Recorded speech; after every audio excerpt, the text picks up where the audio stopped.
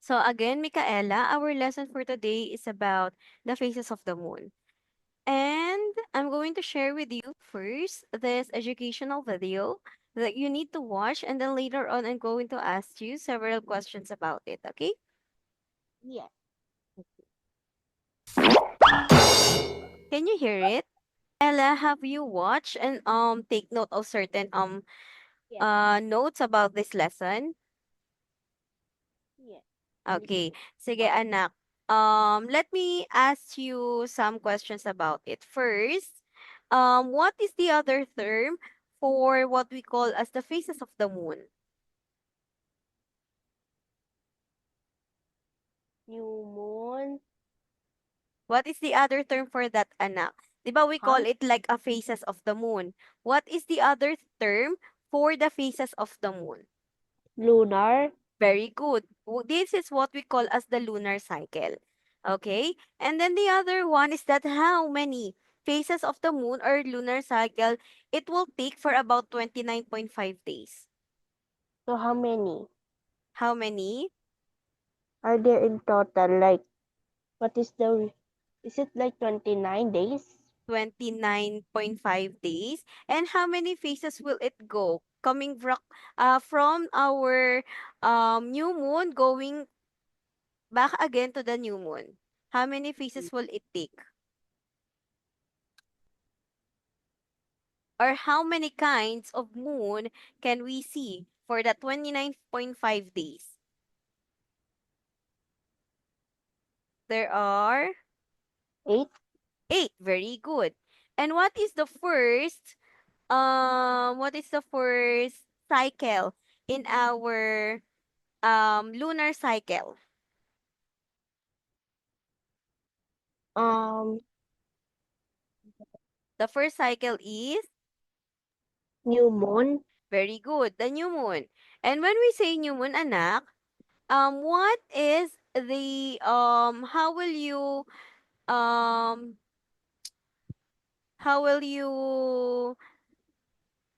illustrate or how will you describe new moon?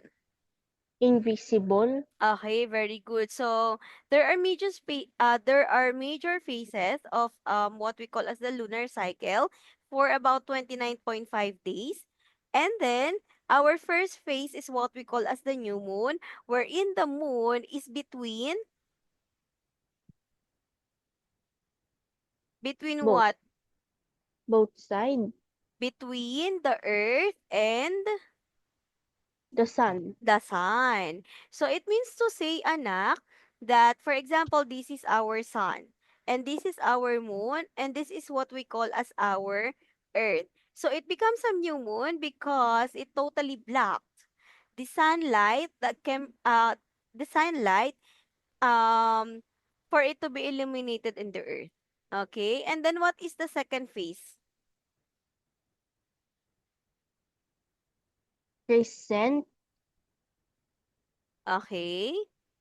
So the second phase is what we call as what again? Sorry. Crescent. Crescent. Okay. What kind of crescent? The waxing crescent. Okay. So how will you describe a waxing crescent? Halfway. Okay, very good. So it is just like uh a, a halfway or about like one fourth. Okay, so in this phase, we could see a tiny edge of the moonlight 1 or 2 days after new moon. So the moon appears to be growing and it is in the midst of the waxing phase, wherein the moon started to take a semi-circular shape. So that how are we going to draw that? So it's like this. Okay.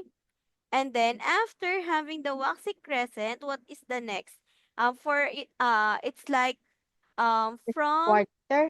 okay, the first quarter, so it's 90 degrees. Okay, 90 degrees. So when we say first quarter, anak, in this phase, we can see half of the moon's illuminated side. So it is about a week. after the new moon. So again, our first cycle is the new moon. Our second cycle is what we call as the waxing crescent, where it appears from 1 to 2 days after the new moon.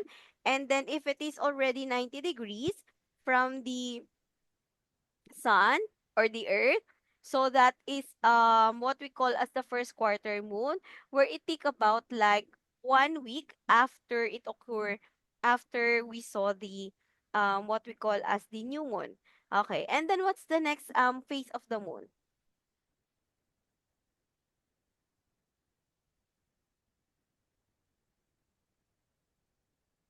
What is the next phase after the first quarter? That is the waxing Sage. I waxing gibbous. Okay? So anak, in waxing gibbous, this is the phase where more than half of the moon is visible in our sky. And then the next one is full moon. very good, the full moon. And when we say full moon, It's full. it's full. Very good. We can look at the moon, the whole moon. So in this phase, anak, we can see the full moon lighted at the sun of the moon. A week after the first quarter moon, when the earth is between the moon and then the sun.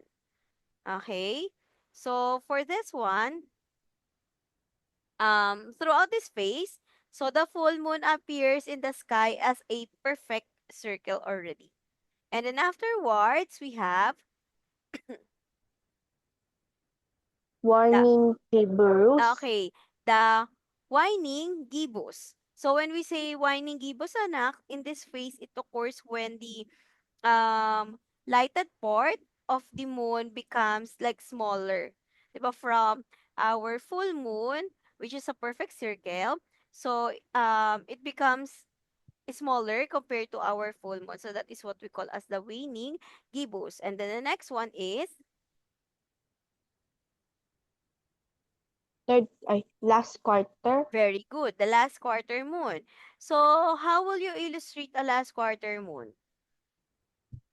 It's the same as the first, but in the other side. Okay, very good. So in this phase, anak, the half-lighted part of the moon can be seen again on the third quarter or the third week of the month. So the moon soon disappears only when it came back or only it if it can be replaced by another new moon. And then the last phase is what we call as Warning sun. okay, waning crescent. So when we say waning crescent, this is the last phase. So most of the moon is visible in the sky but decreasing every nighttime. So let me share you, anak, some of the summaries of this um lesson. Okay? So first one is sorry. The reason for the shape of changing of our moon, it is because the moon appears to change um relative to the position of the sun, earth, and the moon. So sunlight always illuminates half of the moon, but the portion visible to the earth changes at the moon as the moon orbits. Okay, so technically, how many days are there in a lunar cycle? 29. Okay, very good. The 29.5 days or around 30 days. So the complete cycle of the phases is about like 29.5 days. And then this cycle is also predictable and repeats continuously. Okay? Ulit, ulit, ulit, ulit lang siya. And then again, there are major phases. So there are eight. First is the new moon. If it is a new moon, it means to say that the moon is between Earth and Sun. Um, the side facing Earth is dark. And then the next one is what we call as the first quarter. So half of the moon is visible. The right side lit the northern hemisphere. And then the next one is the full moon. Earth is between the sun and the moon. The entire face is lit.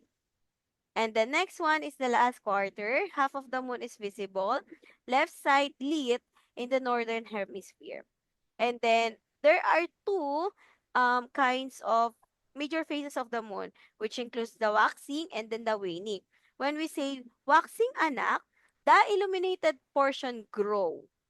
Okay, from new moon going to the full moon. And then if it is waning, the illuminated portion shrinks. So from the full moon going back to the new moon. Okay. Question so far.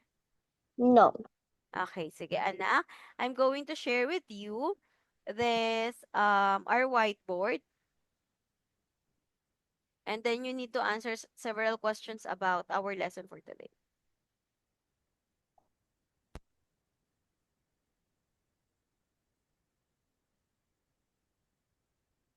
So for this anak, again, this is the summary of our main lesson. So the reason for the change is that the moon doesn't actually change the shape. It's just like it appears different because of how the sunlight reflects as it orbiting the earth. So if it is a new moon, there are technically there's no moon that we can see. If first quarter, that's about 50%. If last quarter, that is also 50. And then for the full moon, it is a perfect circle. Now, can you please try anak to answer these phases of the moon?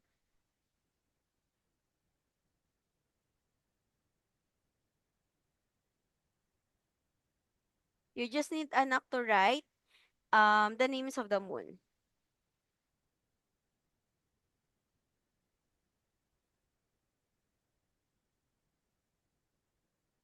Where's the second? This one anak.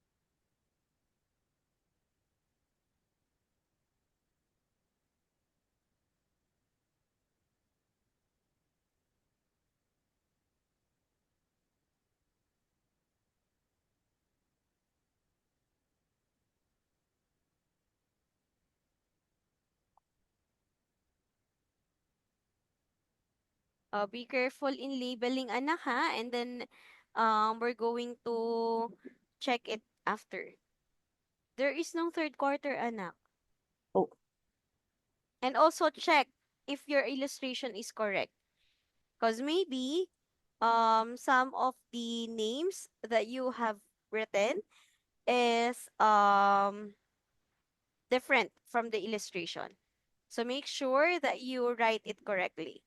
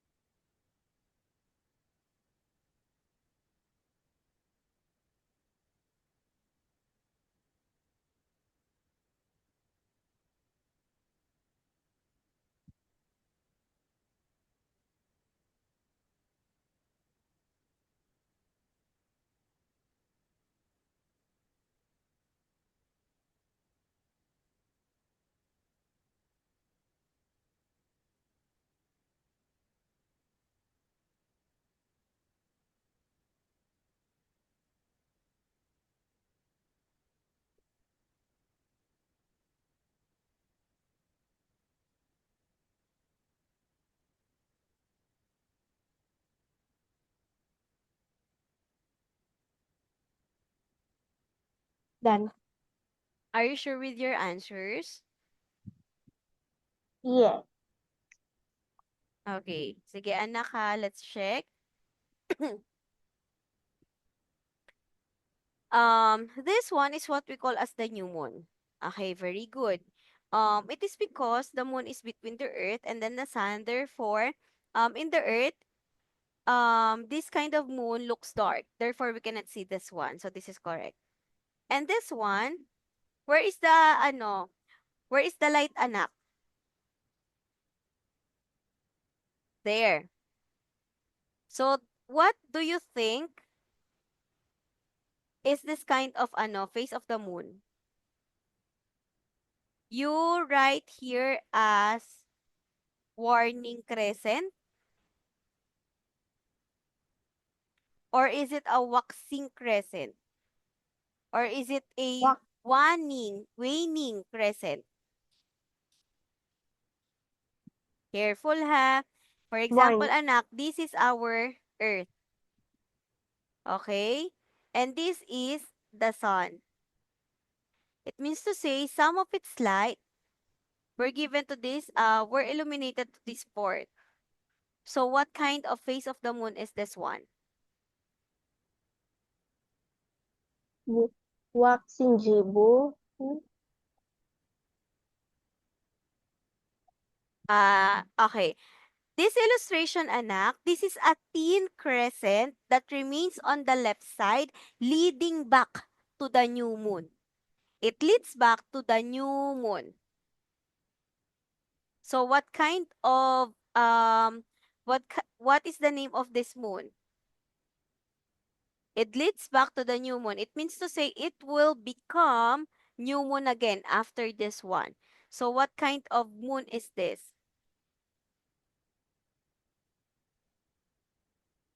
Oh, there is no R, anak. Waning what?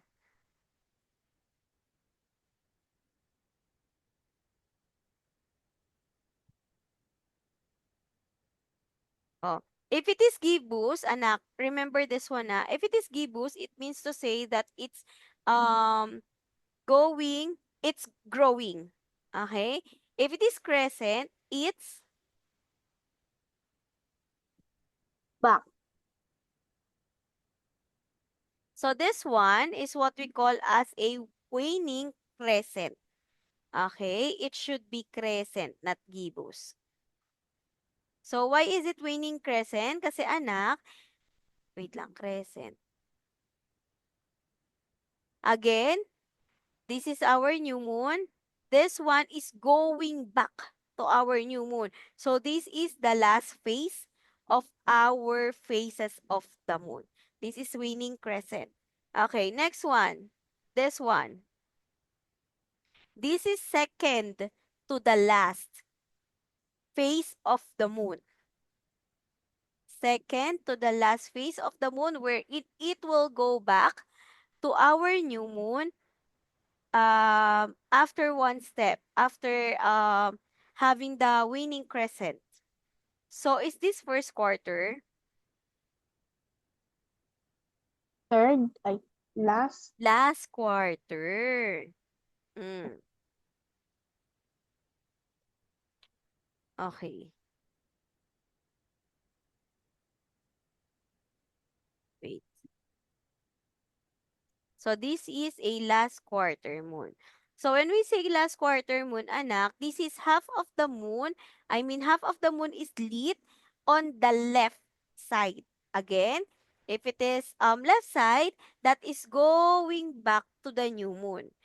It occurs about 21 days after the new moon. Next one. This one, as you can see here, it has um a little bit of dark side, but three-fourths of it is being light. So what kind of moon is this one? Is it waxing or waning? Waning. Okay, it should be waning gibbous. So when we say waning gibbous, anak, more than half of it were being lit, and then but the light is now shrinking. because it will go back again to the new moon. Okay. Next one. What's this one? Full moon. Very good. So Earth is between the sun and the moon. That's why the entire phase, all the whole circle of our moon, is being illuminated. Okay. Next one. What's this one? Oh, there are a lot of illuminated part here. Is it crescent or gibbous? Gibbous. Gibbous. It is waxing gibbous. So if it is waxing gibbous anak, it means to say that more than half of the moon is lit but not yet full because there's still no full moon on this part. Next one. This one. Half of the Where? moon is lit at the right side. Okay? At the right side. Very good. This is a first quarter moon. Next one. What do you call this one? Warning Gibu. Waxing Gibu. gibbous. You already have here waxing gibbous, anak. Crescent. Okay, it should be waxing crescent.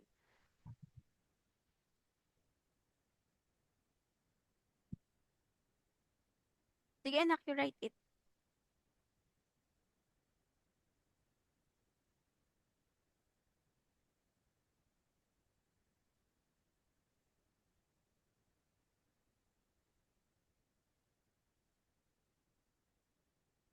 Anak, kindly write your answer po.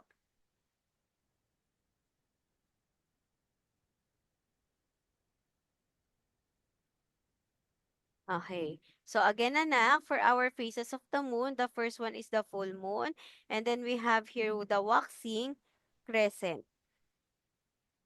And then the next one is we have here the first quarter.